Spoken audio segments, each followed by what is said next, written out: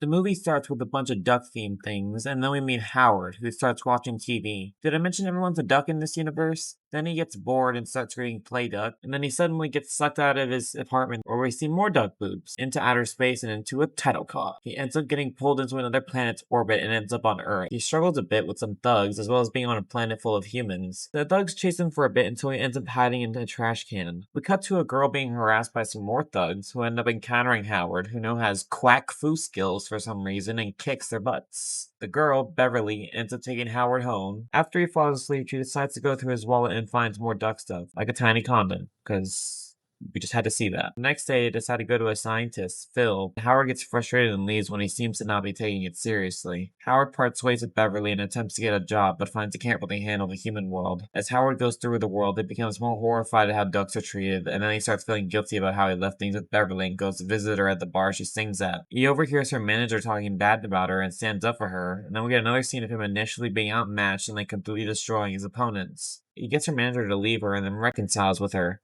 They go back to her place, and we get the scene that everyone totally wanted to see with Beverly coming on to him. But thankfully they are stopped before it can go too far. It's revealed by scientists that they were doing an experiment with lasers that malfunctioned and brought Howard to Earth. They devised a plan to send Howard back to where he came from. However, it turns out there was an accident at the lab and they arrest Howard, though he quickly escapes with the help of Beverly. They run into the main doctor who was in the explosion at the lab and it's acting weird, and they all escape the cops. They end up going to a diner due to Dr. Jennings becoming taken over by a Dark Overlord of the universe, and we get another fight scene after some guys start hitting on Beverly and Howard stands up for her. The guys end up taking Dr. Jennings' code key, and we get the best fight scene in the movie because Howard holds pies as guys run into them. Unfortunately, everyone in the diner gangs up on Howard, and suddenly Jennings gets superpowers and saves Howard, though he also begins to go on a destructive rampage. He knocks Howard out and kidnaps Beverly to take back to the science lab to get more power for his plan to summon more Dark Overlords. Howard, with the help of Phil, is able to fly using a makeshift plane they find and have a chase with the police on their way back to the science lab. Howard and Phil make it to the lab and find a weapon called the neutron disintegrator, which Howard is able to use to restore Jennings back to normal, though the Dark Overlord is able to physically manifest outside of his body. He starts to count down to bring down more Dark Overlords, proving to be too much for them, and zaps Phil and Beverly. Howard is able to use the neutron disintegrator to destroy the Dark Overlord, saving Phil and Beverly, though he ends up having to destroy the machine that would send him home in order to save the Earth. The movie ends with Howard becoming Beverly's manager, and probably more considering the shit this movie put me through.